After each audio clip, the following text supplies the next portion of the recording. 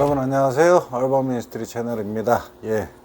오늘 이번 주는 조금 정해진 날보다 좀 늦게 방송이 됐습니다. 제가 감기 몸살에 걸렸었는데, 매년 이맘때 느끼는 거지만은 뭐라 그럴까요? 늘 기후가 불안정한 것 같다는 생각을 많이 합니다. 항상 보면은 이제 뭐 예년보다 갑자기 더워진다거나 이상기온으로, 아니면은 갑자기 추워지는데 일교차는 점점 커지는 것 같고, 매년 그런 느낌이 점점 더 강해지는 것 같습니다. 여러분도 이제 환절기에 감기 조심하시고요. 오늘은 여러분 비행 청소년에 대한 이야기들을 조금 나눠볼까 합니다. 한국에서 이제 비행 청소년 이렇게 부르고 있고, 미국에서도 물론 있습니다. 그리고 그들을 위한 어떤 기관이나 어떤 학교, 대안학교 같은 것도 이제 마련이 되는데, 일단은 단어를 정리를 좀 해볼게요. 뭘 다 하냐면, 여러분이 사전을 찾아보시면 비행이나 아니면 불량 청소년 이렇게 얘기할 때 델링퀀트라는 이야기를 많이 씁니다. 델링퀀트, 뭐 비행에, 불량에 이런 사전적인 의미로 쓰여지는데, 일반 현장에서 여러분 청소년들을 대할 때는 그 델링퀀트라는 용어로 쓰지를 않아요. 뭘 쓰냐면 youth at risk라는 단어나 아니면 troubled youth라는 말을 쓰는데, youth at risk는 그런 거죠. 뭐 위험에 처한 청소년 이렇게 얘기를 하는데, 뭐가 위험에 처했느냐? 그러면 뭐 그 학생들이 뭐 갑자기 죽음을 당할 수 있는 뭐 그런 위험에 처한 것이 아니라, 그들의 미래가 불확실해지고, 그리고 안정된 미래가 아닌 미래 자체가, 미래의 삶, 인생 자체가 위험에 처해졌다라고 이렇게 이야기를 합니다.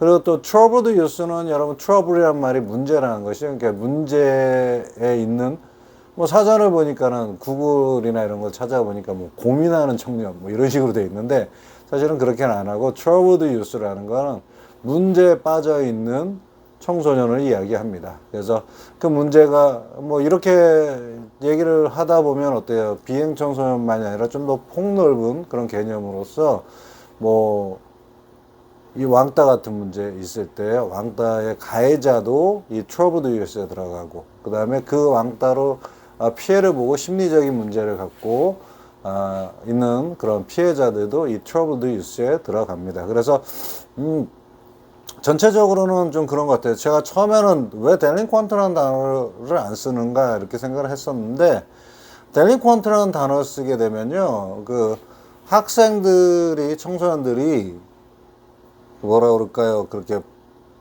비행이나 불량한 이런 행동이나 그런 생활, 그런 어떤 심지어 범죄까지도 저지르는 것이 그 학생들만의 어떤 잘못으로 인해서 이루어진다라고 생각하기가 좀 쉬워요. 그래서 그 학생들 개인에 대한 어떤 책임, 개인 자신의 인생이니까 뭐 그런 책임을 개인에게 지우거나, 아니면은 개인의 잘못으로 모두 다 돌려버리는 그런 뉘앙스가 좀 강합니다.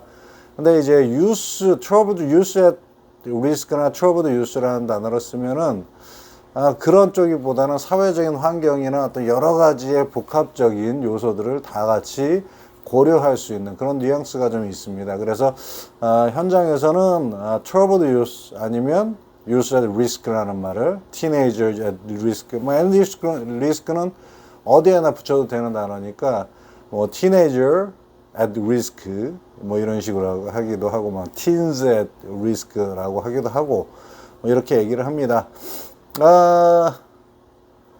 이런 단어를 쓰는 것과 관련돼서 말씀드릴 수 있는 거는 뭐겠어요? 그러니까 청소년들이 일반 성인들과는 조금 달리, 그 뭐 좀 다르다고 얘기를 할 수 있지만, 요새도 뭐 성인들 중에서도 뭐 어른들 말씀하시기엔 철이 든 그런 성인들도 있고, 그러니까 뭐 그럴 수도 있겠지만은, 전체적으로 성인들에 비해서는 청소년들이 환경의 영향을 굉장히 많이 받습니다.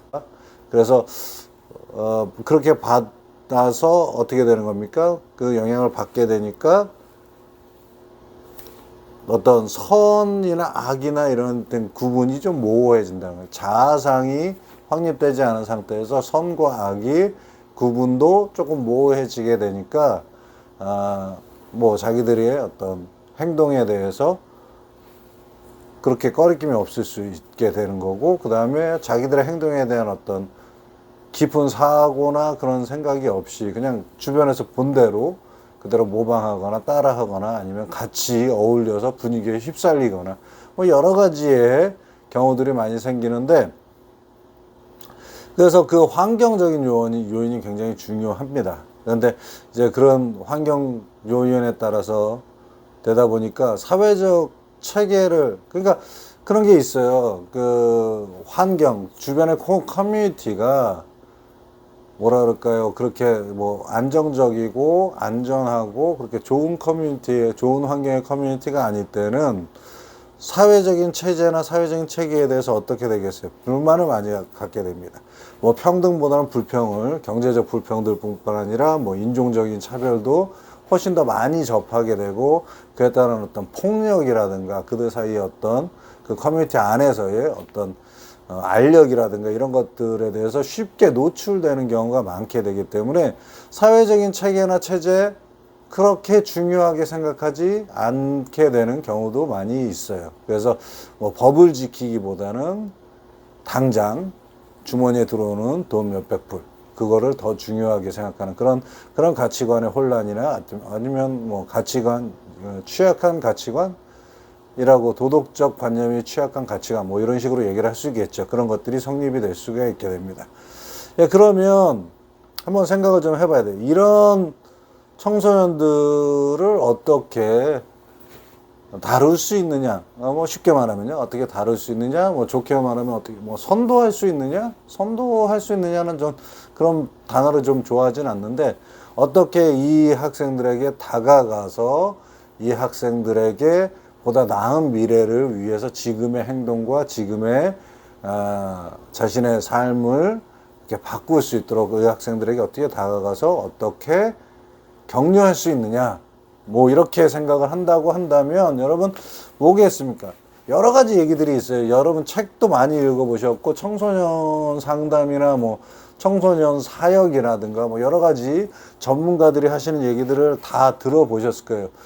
그분들이 하시는 말씀이 다 맞습니다. 틀린 거 아니에요. 그렇지만 저는 그 모든 거를 한 가지 단어로 축약을 하고 싶습니다. 한 가지 단어로 딱 모아서 얘기를 한다고 한다면 뭐냐면 relationship, 관계입니다. 내가 그 학생과 아니면 그 청소년과 어떤 관계를 맺느냐, 내가 그 학생과의 관계에서 성인으로서의 모습으로서 어떤 모습을 보여줄 수 있느냐, 더 나아가서는 내가 어떤 롤 모델을 그 학생에게 혹은 청소년에게 제시해 줄 수 있느냐, 이게 제일 중요하게 되는 거예요.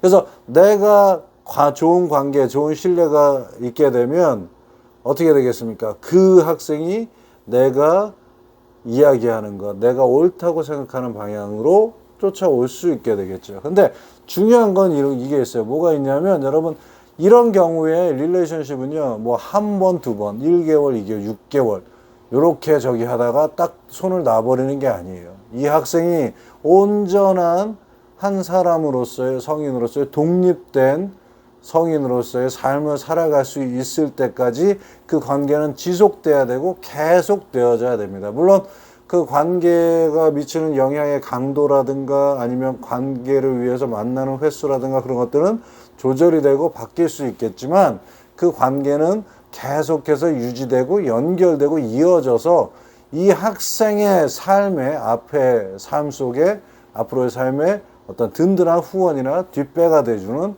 그런 정도까지 계속해서 이끌어져 나가야 됩니다. 예, 물론 이 관계를 맺기 위한 가장 최고의 어떤 단어, 가장 중요한 핵심 단어다 하면 뭐겠습니까? 제가 지난 시간에 말씀드린 것처럼 be cool, 멋있어 보여야 됩니다. 뭐 꾀죄죄하거나 실패하거나, 여러분 흔히들 옛말에 어른들 하시면 반면교사로 삼아라 이런 거 있죠. 안 되는 사람을 보고 나는 저렇게 하지 말아야 되지 이렇게 해서 그 사람에게 안 되는 것을 배우고 피해야 될 것을 배워라. 그래서 반면교사를 교사로서 삼아서 내 인생에 네 삶의 어떤 방향을 잡아라 이렇게 말씀을 하시는데, 사실 청소년들한테는요 그게 쉽지 않습니다. 그게 어려워요. 왜? 아까도 제가 말씀드렸죠. 환경의 요인의 영향을 굉장히 많이 받기 때문에 내가 그 사람을 보면서 아 저렇게는 살지 말아야지 하면서 환경 속에 젖어 있으면서 무의식 중에 나도 그와 비슷한 행동이나 아니면 그와 비슷한 사고를 하게 되는 그런 경우도 굉장히 많습니다. 그렇기 때문에 뭐라 그럴까요? 뭐 학생들하고 관계를 가지려면 이들이 멋있다고 생각하는 것, 그리고 이들이 자기들을 이해한다라고 생각하는 그런, 뭐 이해한다는 액션이 아니라 실제로 그들의 삶이나 그들의 환경이나 그들의 생활을 실질적으로 이해해 주는 게 중요하고요. 그리고 그들의 눈에 어떻게 보여야 된다? 멋있게 보여야 된다.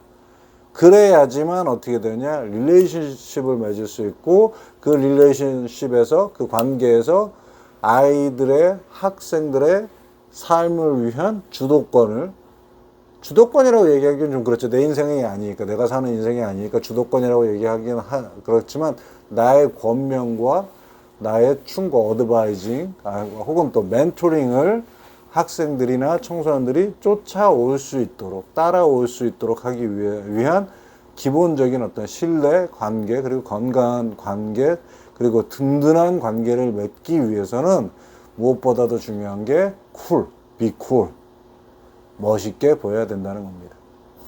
예, 이상으로 오늘 뭐 비행 청소년에 대한 이야기 잠깐 나눠봤고요. 개념 가볍게 좀 정리를 해봤습니다. 그리고 가장 중요한 거, 뭐 이런 방식 저런 방식, 그들의 영성을 얘기하는 분들도 있고, 뭐 그들의 심리적인 것이나 아니면 환경 물질적인 상황, 상담 사례들을 통한 뭐 여러 가지 연구도 있겠지만, 그 모든 것들의 그 기반이 되는 가장 중요한 핵심 요소는 릴레이션십, 관계라는 거. 그리고 그 관계를 올바르고 온전한 관계를 맺기 위해서는 또 중요한 핵심이 뭐냐? 멋있게 보여야 된다. be cool.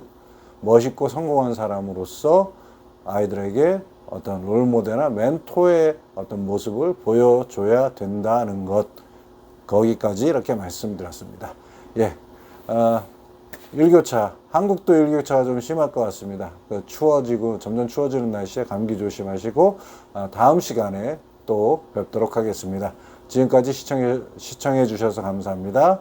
얼반 민스테리 채널이었습니다.